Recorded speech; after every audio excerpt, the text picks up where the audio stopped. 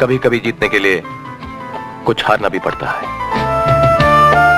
और हार कर जीतने वाले को बाजीगर कहते हैं। बाजीगर मैं बाजीगर, दिल वालों का मैं दिलबर। बाजीगर मैं बाजीगर, दिल वालों का मैं दिलबर।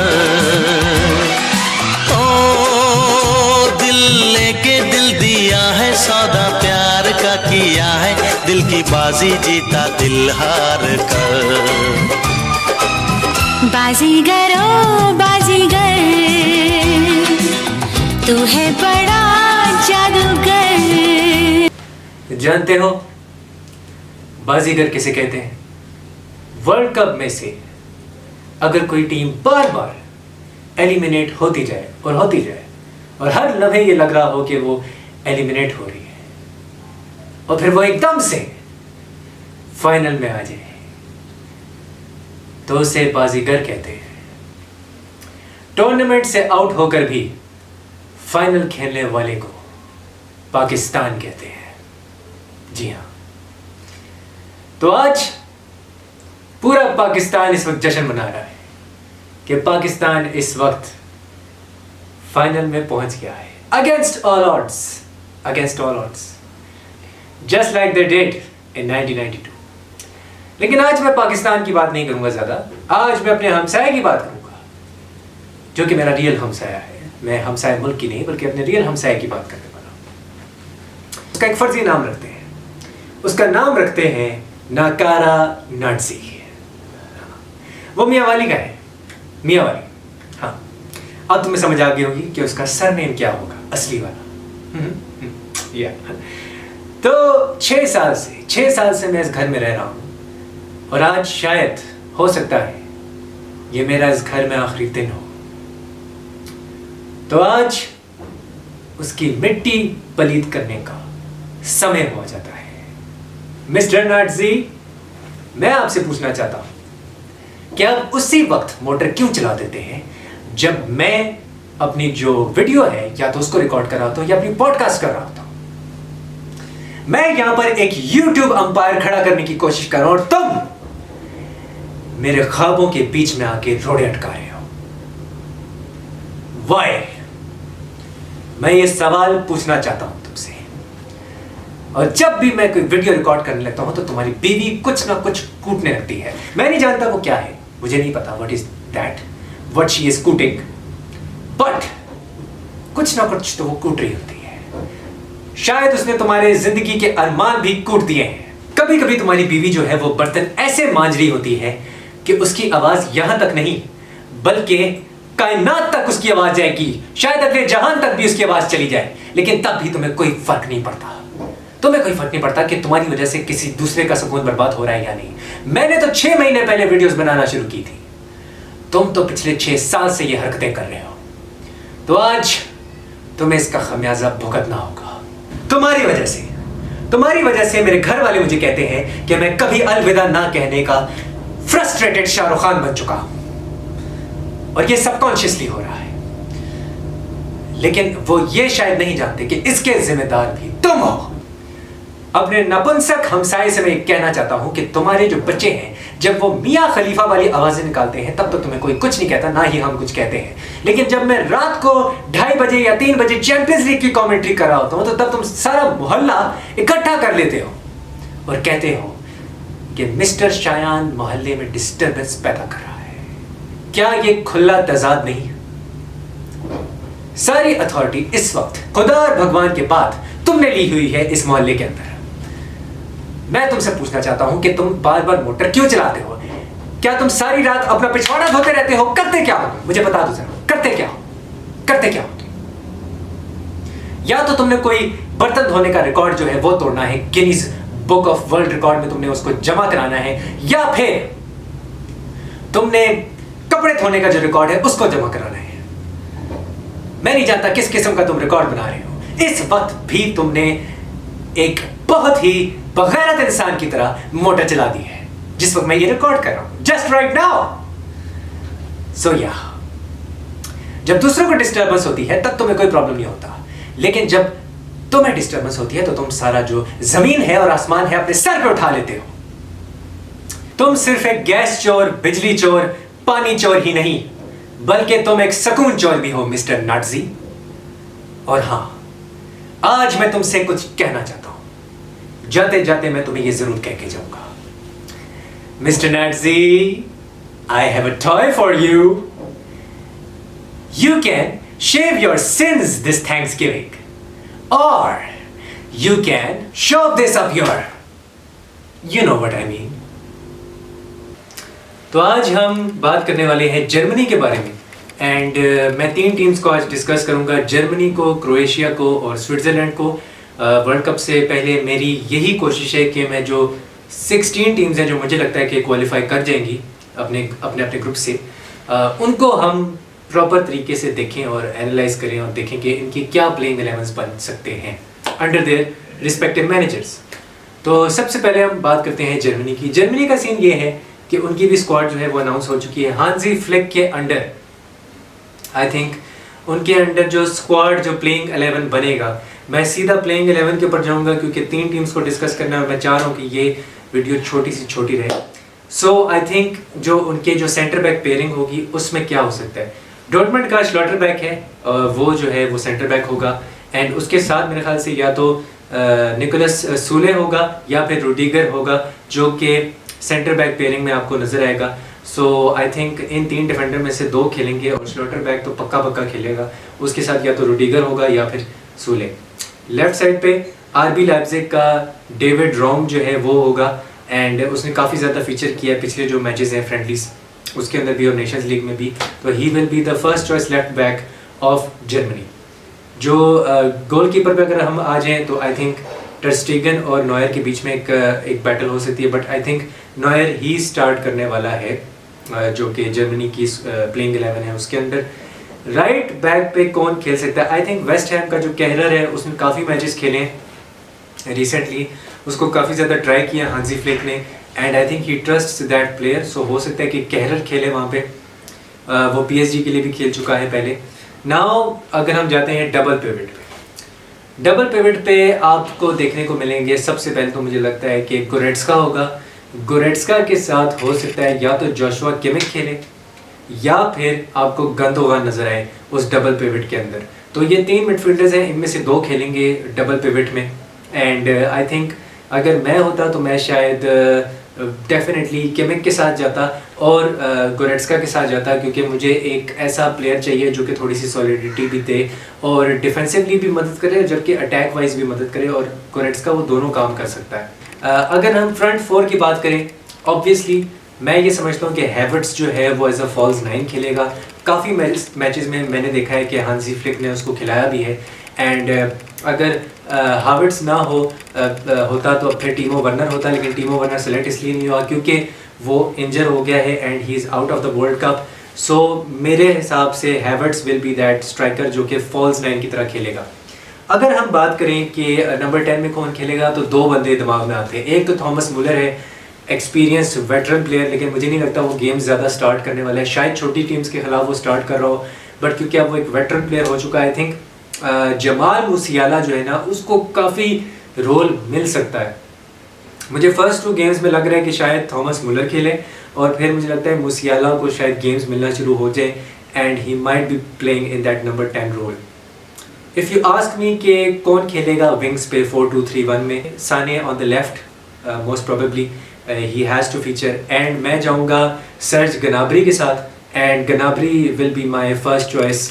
कहते हैं कि राइट जो विंगर होता है वो, तो विंग पे मैं पेस के साथ जाऊंगा एंड आई थिंक अगर आपने किसी भी लो ब्लॉक टीम को मारना है तो आप उसको पेस से मार सकते हो, या अगर आपने किसी ऐसी टीम को मारना है जो बहुत ज़्यादा प्रेस करती है, जैसे कि जर्मनी खुद बहुत ज़्यादा प्रेस करती है एंड उसको हांजी फ्लिक को हमने देखा है कि वो पोजीशन और प्रेसिंग में काफ़ी ज़्यादा उसका स्पेसेस को सफोकेट करने में वो काफ़ी ज़्यादा बिलीव करता है। तो आई थिंक कि वो ट्राई करेगा कि प्रेसिंग के साथ जब काउंटर पे वो खुद उसकी अपनी जो टीम है वो मारने की कोशिश करे तो वो साने के पेस को और नाबरी जो बायर्न म्यूनिख के लिए खेलता है उसके पेस को यूज़ करें।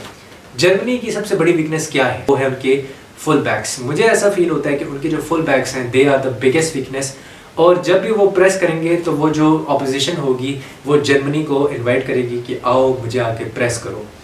तो जब भी वो प्रेस करेगी, फॉर एग्जांपल अगर हम यूरुग्वाई की बात करते हैं या हम क्रोएशिया की बात करते हैं या इंग्लैंड की बात करते हैं, वो टीम्स को इनवाइट करते हैं क्योंकि वो सेट बैक करते हैं और वो प्रेसिंग के थ्रू फिर जब जर्मनी प्रेस करने आएगी तो एक लॉन्ग बॉल स्विच आ सकता है, डायगोनल पास आ सकता है, कीपर की तरफ से कोई पास आ सकता है टूवर्ड्स द फाइनल थर्ड, चाहे वो स्ट्राइकर पे आए या साने और नाबरी पे आए, और वो फिर विंग्स पे एक्सप्लॉइट कर सकते हैं जर्मनी को। तो जर्मनी का जो फुल बैक और जो विंग्स पोजीशन है ना, और जर्मनी एक हाई लाइन भी खेलती है हांजी फ्लिक के अंडर, तो मुझे लगता है वहाँ पे वो बहुत बुरी तरह एक्सपोज हो सकते हैं। अगर मेरे से पूछोगे, Germany can qualify till the quarter finals, लेकिन अगर राउंड ऑफ 16 में उनको कोई मुश्किल टीम मिल गई तो फिर वहाँ पर भी प्रॉब्लम हो सकती है। अब आते हैं जी क्रोएशिया पे। क्रोएशिया जो है आई थिंक वो जाएगी 4-3-3 में, एंड ज़्लाटको डैलिच जो उनके मैनेजर हैं वो मेरे ख्याल से 4-3-3 खिलाएंगे मोस्टली, या फिर ज़्यादा से ज़्यादा वो 4-2-3-1 खिला लेंगे। एंड आई थिंक इसमें ग्वार्डियोल जो है he will be the centre back, और लिवाकोविच इनका मेन गोलकीपर होने वाला है। ग्वार्डियोल जो है वो खुद बजाते खुद एक लेफ्ट साइडेड सेंटर बैक है, तो मुझे नहीं लगता कि वहाँ पे लॉवरेन की कोई जगह बनती है। आई डोंट थिंक कि लॉवरेन विल फीचर। अगर आप ये देखो कि इसके साथ पेयरिंग कौन करेगा, तो मुझे लगता है सुटालो जो है वो पेयरिंग करेगा, and Sutalo will be the centre back pairing with Gvardiol. तो आई थिंक ये दो इनके स्टार सेंटर बैक्स होने वाले हैं। अगर मैं बात करूं कि विंग बैक्स पे कौन खेल सकता है, यानी कि फुल बैक्स पे, तो आई थिंक दो नाम आते हैं। एक तो जुरानोविच है और दूसरा है सोसा, जो कि बुंडेसलीगा में खेलता है और बहुत ही अभी अच्छी परफॉर्मेंसेस दे रहा है। सोसा जो है वो स्टुटगार्ट के लिए खेलता है बुंडेसलीगा में, एंड स्टुटगार्ट के लिए वो काफ़ी ज़बरदस्त अभी परफॉर्मेंसेस दे रहा है, and I think he will be the left back for Croatia. And right side पे जैसे कि मैंने बताया जुरानोविच जो है वो खेलेगा अगर 4-3-3 में जाते हैं। एंड मिडफील्ड हम सबको पता है क्या होने वाला है, ब्रोजोविच एज ए डीएम खेलेगा, मॉड्रिच जो है वो एक नंबर 6 की तरह या नंबर 8 की तरह ऑपरेट कर सकता है, कोवाचिच जो है वो नंबर 8 की तरह ऑपरेट कर सकता है हाफ स्पेसेस के अंदर। एंड सेकेंडली अगर हम फ्रंट 3 देखें तो क्रामेरिच जो है वो स्ट्राइकर होगा अगर 4-3-3 की बात मैं करूँ, और पेरिसिच जो है वो लेफ्ट विंग पे हो सकता है। राइट विंग पे अक्सर जो है इनके पास 3 ऑप्शन होते हैं। इनके पास व्लासिच भी है, इनके पास साथ में पेसेलिच भी है जो कि एटलांटा के लिए खेलता है, और उसके साथ इनके पास मेहर भी है। तो आई थिंक इसमें अगर मेरी ओपिनियन लो तो पेसेलिच जो है वो डेफिनेटली फीचर करता है फ्रंट 3 के अंदर। आई थिंक लाजिम और मलजूम है कि वो खेलना चाहिए पेसेलिच को, जो उसका क्वालिटी है जो एटलांटा का प्लेयर है, और लेफ्ट साइड पे पेरिसिच को होना चाहिए जो टॉटनहम हॉटस्पर के लिए खेलता है। स्ट्राइकर में भी इनके पास 2 ऑप्शन है। बुडीमीर जो है ही इज़ 30 ईयर्स ओल्ड, वो भी खेल सकता है और वो क्रोएशिया के लिए बहुत ही ज़बरदस्त परफॉर्मेंसेस देता हुआ आ रहा है। क्रामेरिच को हटा के बुडीमीर को भी आप खिला सकते हैं इसी लाइनअप के अंदर। जो फुल बैक्स हैं वहाँ पे भी इनके पास ऑप्शंस हैं। अगर आप बोर्ना सोसा को हटा के पेरिसिच को खिला दें लेफ्ट बैक में, he can also do a very good job there. और राइट बैक पे अगर आप स्टेनिसिच को खिला दें जुरानोविच की जगह, तो I think Stanisic can also do a very good job अगर आप ख़ास तौर पे 4-3-3 से हट के 4-2-3-1 में जा रहे हो। तो मुझे लगता है ज़्लाटको डैलिच जो है वो ये दोनों जो फॉर्मेशंस हैं उनको ट्राई कर सकते हैं। ख़ास तौर पे अगर क्राइसिस आता है मे बी 4-3-3 से जो उसका ट्रेडिशनल फॉर्मेशन है उससे हट के वो 4-2-3-1 पे चला जाए। अब मैं आता हूँ जो मेरी जो तीसरी जो टीम है जिसको आज मैं कवर करने जा रहा हूँ, और वो है स्विट्ज़रलैंड। स्विट्ज़रलैंड का सीन ये है भाई कि उनकी ना एक फिक्स्ड लाइनअप होती है और वो भी 4-2-3-1 में ही खेलते हैं। 4-2-3-1 में जो उनकी फिक्स्ड लाइनअप है जो मुझे वर्ल्ड कप में लग रही है, उनकी ये जो स्क्वाड को देखते हुए मुझे जो लग रहा है वो ये है कि आई थिंक समर जो है he is definitely going to be in goal, and साथ में आपको नज़र आएगा Akanji can be that centre back जो कि शायद राइट साइडेड सेंटर बैक हो, एंड एल्वेडी जो है वो ये दोनों सेंटर बैक पेयरिंग होंगे, एल्वेडी एंड अकांजी।